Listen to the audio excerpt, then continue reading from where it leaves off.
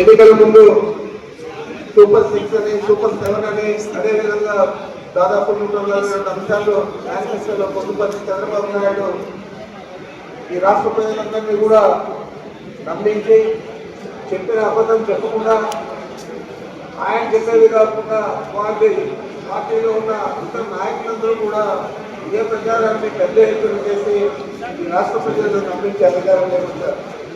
వచ్చిన తర్వాత ఏది కూడా చేయకుండా సంవత్సరం రోజులు ఏది కూడా చేయకుండా ఈ ప్రజలందరినీ కూడా పాపం కష్టాలకు గురి చేశారు. మనం చూస్తే గతంలో అయితే మన ప్రభుత్వం అధికారంలో ఉన్నప్పుడు బ్యాంకు దగ్గర పోతే దాదాపు 100 నుంచి 200 మంది మహిళలంతా కూడా ఉండేవారు.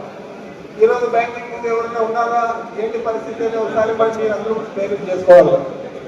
మరి ఏది కూడా లేకుండా ప్రతి నెల కూడా జగన్మోహన్ రెడ్డి గారు చెప్పినవన్నీ కూడా కరోనా సమయంలో కూడా తూచా తప్పకుండా అమలు చేశారు. అందరికి కూడా బాగా ఆర్థికంగా వెసులుబాటు కల్పించారు.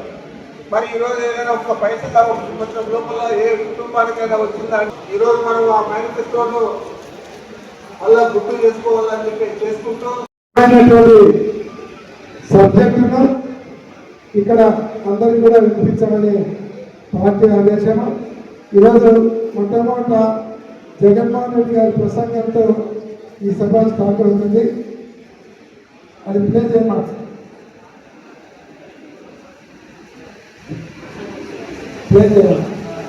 మహిళలకైనా సొంత కూతురు ఇచ్చిన మామకైనా